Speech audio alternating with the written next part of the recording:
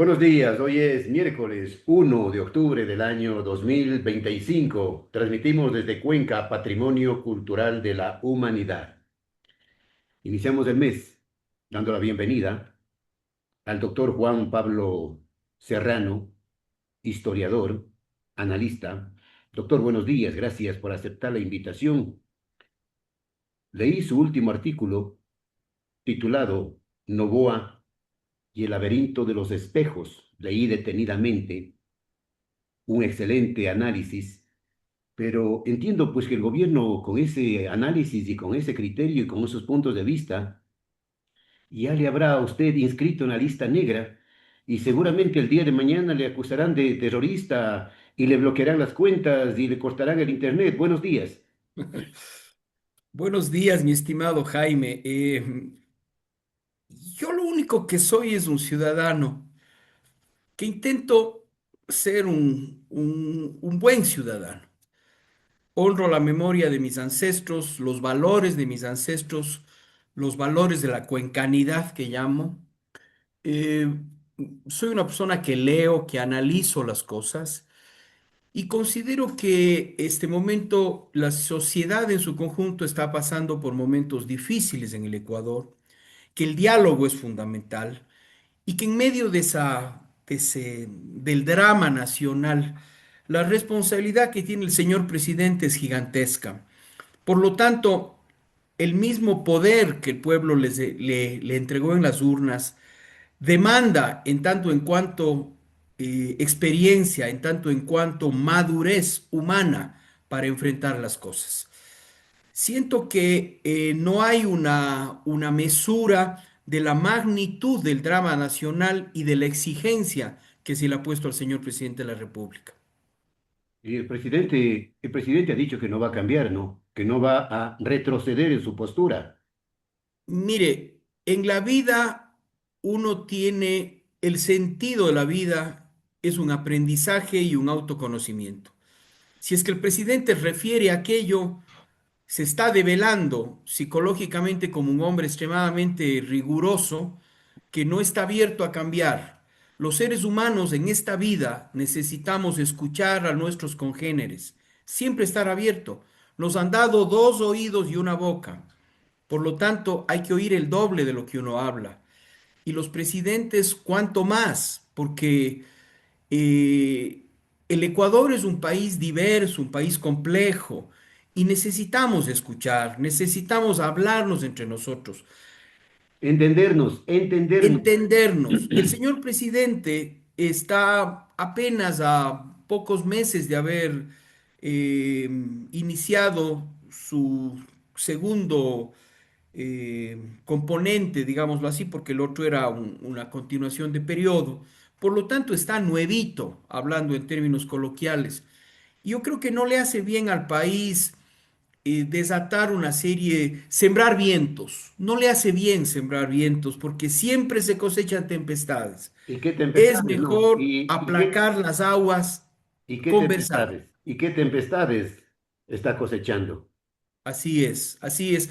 O sea, no necesito confrontar a la gente mediante la violencia.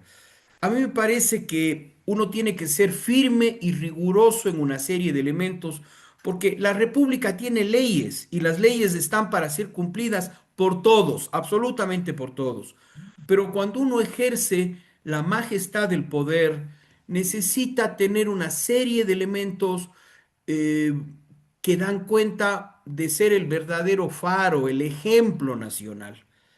Y cuando aquello es percibido por la gente le apoya. Eso es todo, pero cuando uno comienza a intentar forjar una serie de elementos que no son reales, sino son falsos, a la corta o a la larga, las tempestades se cosechan. Ahora, es curioso porque el gobierno ha dicho y viene diciendo que no tiene dinero, que le falta dinero para atender salud, educación, hospitales que están desmantelados, no hay un medicamento, la gente muere en las puertas de los hospitales, los planteles educativos, cientos de planteles educativos están desmantelados, sin lo básico. con servicios higiénicos de lo último, los niños sufren las consecuencias de esta desatención gubernamental. Pero ¿cómo es posible que si hay dinero y de sobra para el tema de las manifestaciones, de la movilización, de los tanques, de las armas, de los gases lacrimógenos, y se van coleccionando en la calle montones de estos aparatos que lanzan al pueblo? Yo quisiera hacer algunas reflexiones. Eh, Creo que el país necesita un orden. Como todos los seres humanos necesitamos un orden en la vida. Siento que el presupuesto general del Estado es algo extremadamente importante. El Observatorio de la Política Fiscal, dirigida por el economista Carrera, ha anticipado innúmeras ocasiones de la grave situación que tiene el Ecuador, que necesitamos ser mucho más rigurosos, mucho más disciplinados. A mí me parece, por decirlo menos, preocupante, una condición de escándalo inclusive, que el señor presidente efectivamente señale que no hay dinero para nada y en la anterior campaña electoral haya destinado, según he escuchado a varios analistas, yo no soy economista, me refiero a través de personas interpuestas, cerca de 500 millones de dólares en bonos. Cuando nos estamos quejando que uno de los gravísimos problemas del presupuesto nacional son los subsidios. Los bonos, cual si fuese maná que cae del cielo y que entregamos a diestra y siniestra a la gente. Y nuestros hospitales, acabo de ver el día de ayer un anuncio del principal hospital del sur, que es el Hospital Vicente Corral Moscoso, que está a punto de colapsar. Sí, El exministro de Salud eh, ha señalado del gobierno anterior, ha señalado el que el doctor, presupuesto usted general del dice el doctor Wales. exactamente, el doctor José Ruales, y junto al doctor Ruales hay un conjunto de salubristas y un conjunto de médicos que son planificadores de salud que han anticipado la gravísima situación del sistema de salud del Ecuador, que se ha disminuido en 400 millones de dólares el presupuesto. Eso significa alrededor del cerca del 15 al 18% del presupuesto en un área tan sensible. Entonces, ¿qué está pasando en el Ecuador? Yo creo que sí nos hace falta un poquito más de mesura, de profundidad, de responsabilidad en el manejo de la cosa pública.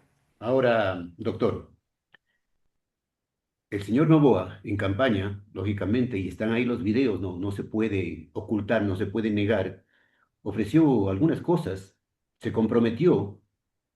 Por ejemplo, decía que él no iba a subir el IVA. Ahí están los videos, ahí están las pruebas, sino que más bien iba a bajar del 12 al 10% y subió del 12 al 15%, y con ese dinero que dicen que aproximadamente es de 1.300, 1.200 millones de dólares, no sabemos cuál fue el destino o a qué se destinó, seguramente no a educación ni tampoco a salud, ¿no?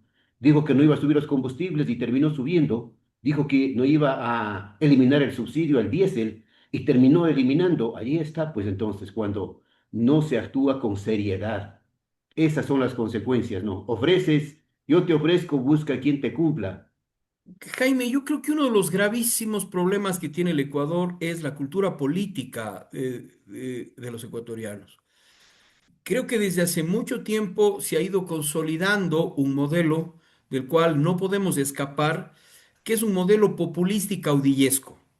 Esto fue consolidado en el Correato. Yo creo que el Correato es una especie de catalizador de la historia en donde se conjugaron todos los antiguos modelos de el caudillismo y el populismo y ahí se perfeccionaron. Hay un modelo cultural de gestión de la política que está vigente y que es el mismo, y que es el mismo. El presidente Noboa no es ajeno a dicho modelo. Y la gente, en una especie de maridaje, busca que le mientan, busca que le mientan. Entonces, yo creo que en términos de rigor, si es que una persona dice que no va a subir los combustibles, no debería subir, porque uno nos han enseñado en tanto valores, uno no debe mentir. Y ese es un elemento fundamental, no mentir en la vida. Considero también que uno de los gravísimos problemas que tienen los políticos ecuatorianos es que cuando hacen campaña son extremadamente dadivosos y, y como utilizaba una palabra una persona, son salameros con la gente. Y no solamente salameros, sino engañan a las personas. Y reitero lo que dije hace unos momentos, el pueblo ya no busca ser Claro. engañado.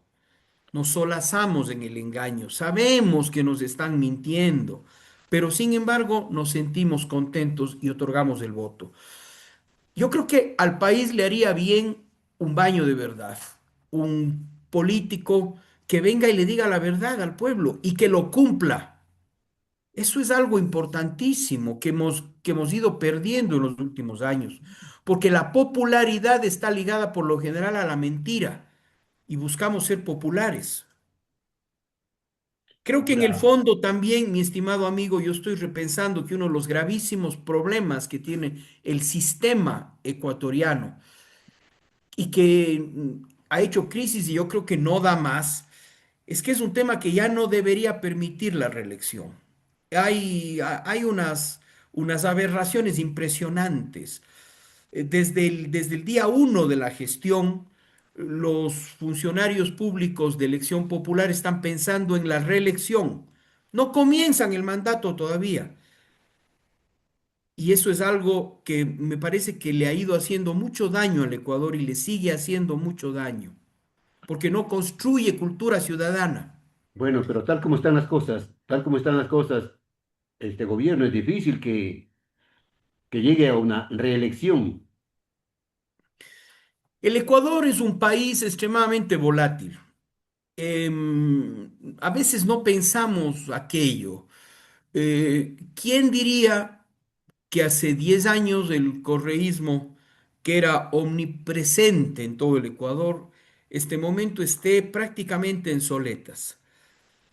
No tenga todo el poder que tuvo hace 10 años. Hace 3 años atrás, ¿quién era el señor Daniel Noboa?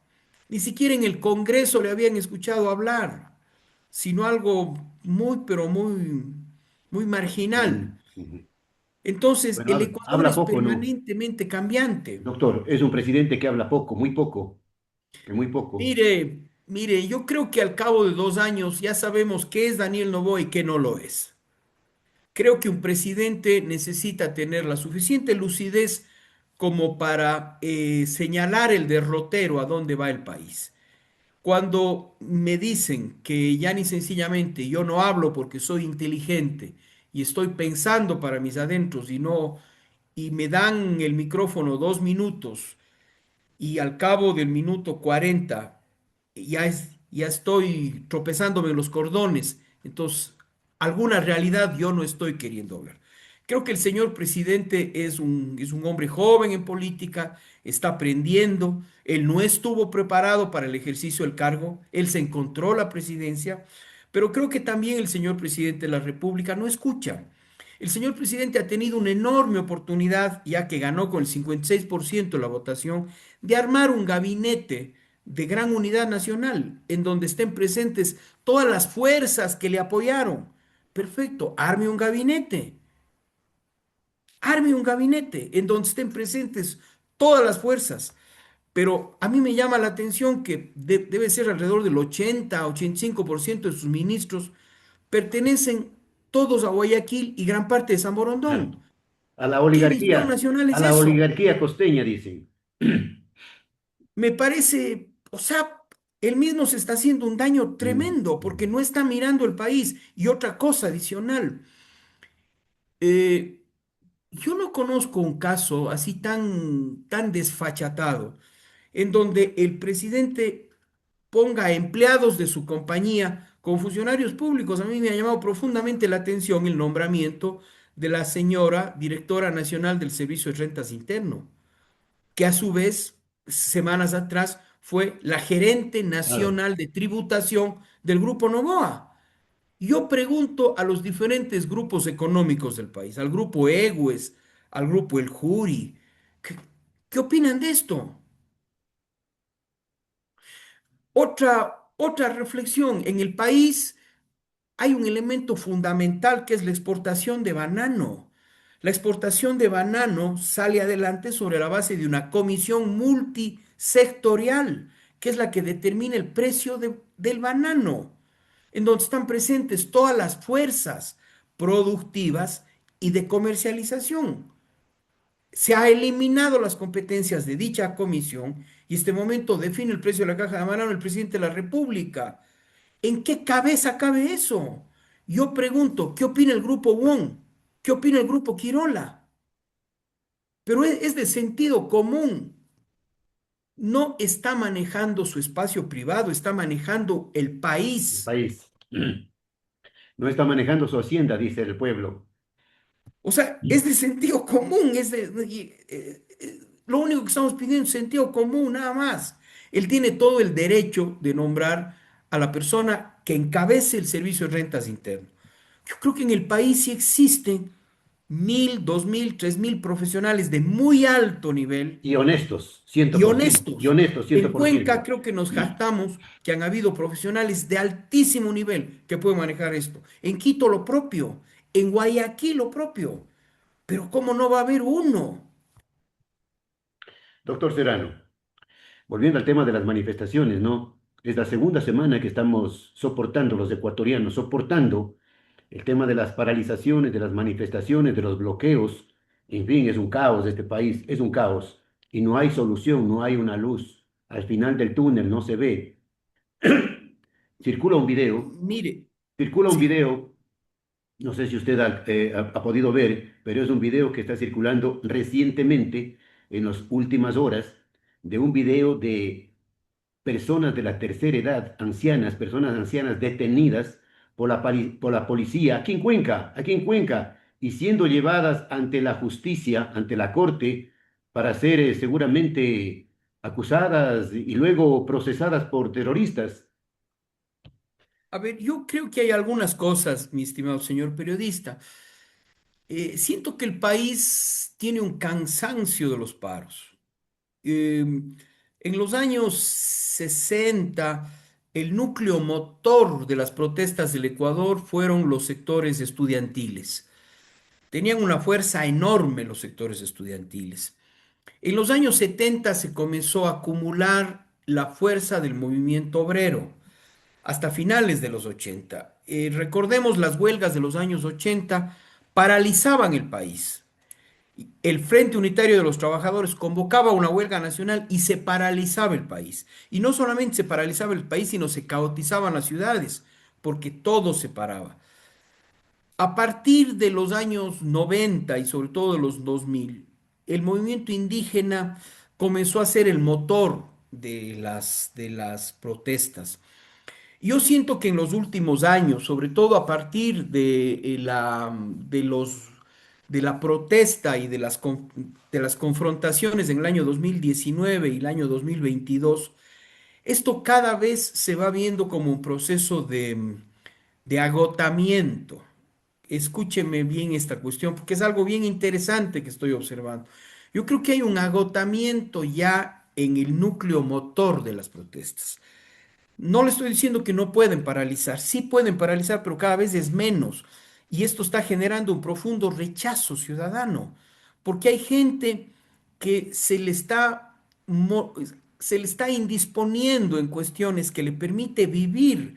Hay gente que conozco de casos de personas que han estado esperando un año acudir a la embajada norteamericana para una visa y Claro. el día de ayer no sabían cómo irse. O gente que, O esperando un año para ser atendidos en un hospital el o turno, esperando un para una año para, operación y exactamente, lamentablemente no pueden así es, porque el paro no lo permite. así es. Entonces, hay elementos que yo creo que la marcha de Cuenca fue algo de un valor enorme, porque la marcha de Cuenca fuimos de 100 a 150.000 personas que podíamos quemar catedrales, pero no se quemaron catedrales, se bailó, se danzó, se gritó, se lanzó poesía.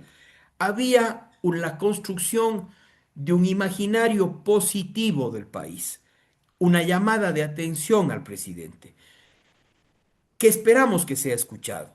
A mí me parece que la forma de protestar cada vez va radicalizando las cosas y va generando también rechazo.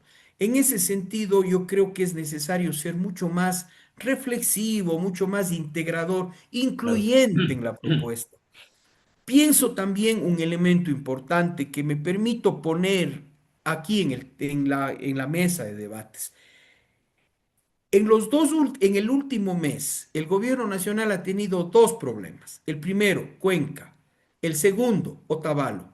Hago caer en cuenta que en ninguno de los dos, situaciones gravísimas, ni siquiera de lejos ha visto que existe un ministro de gobierno o una ministra de gobierno.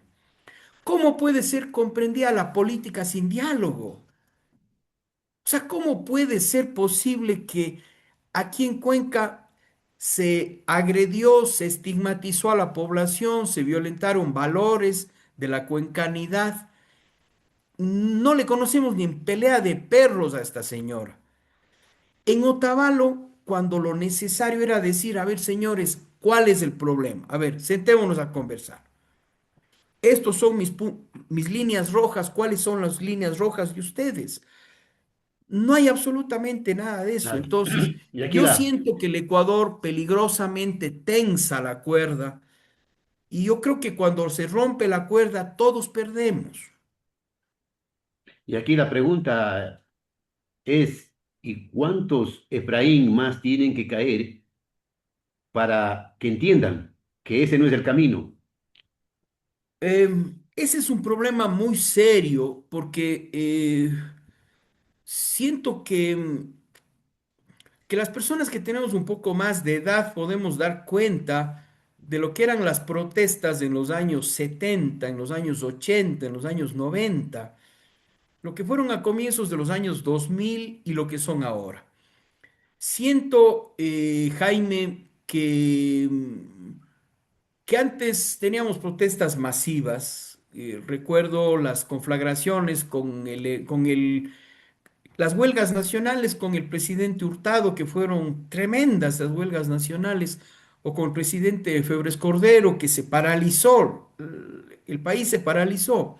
El caso de Bucarán, no se El olvide. caso de Bucarán, la gran movilización social para que salga Bucarán, que entre comillas, yo Cuando creo que cayó el Lucio, presidente, o cuando cayó Lucio, pero no había el nivel de violencia que hay ahora, de parte y parte, o sea, no había eso, no, un nivel de exacerbación, nunca en una manifestación tan grande como fue la de la caída de Bucarán, por ejemplo. Nunca llegamos a quemar la Contraloría o a quemar espacios de lo público. Había un respeto. Yo creo que ahora se ha perdido el respeto, ¿no?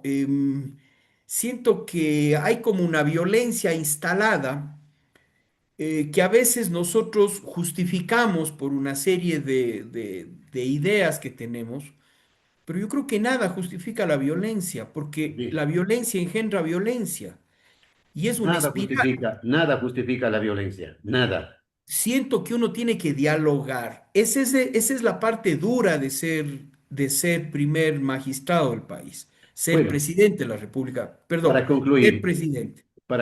doctor, ¿cuál es el mensaje entonces para el gobierno y para los manifestantes, para el pueblo?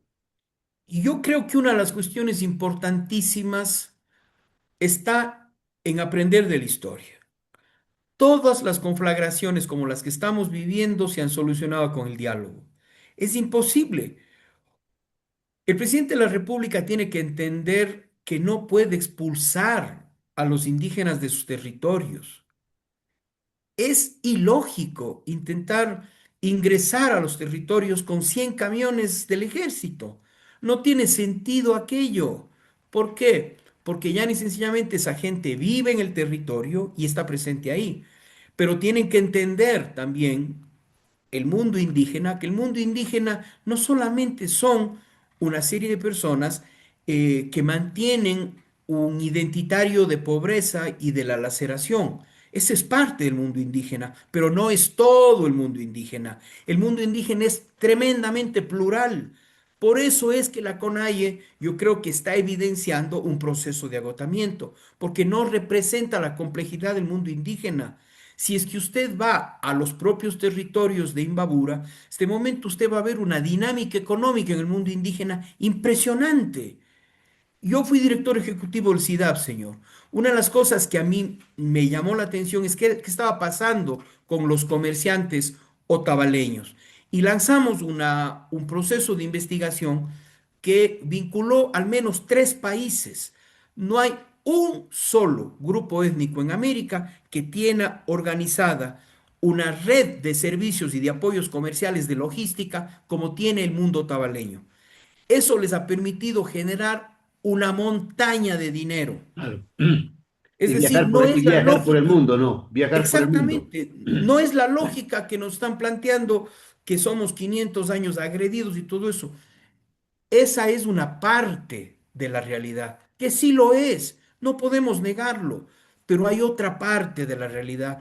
La clave, mi estimado Jaime, es integrarnos todos en unidad, porque si es que nos despedazamos entre nosotros, la ley del talión no puede funcionar. Entonces Ojo necesitamos por ojo. dialogar, conversar, tener puntos de distancia porque pensamos diferente, pero tenemos que encontrar puntos que nos unifiquen.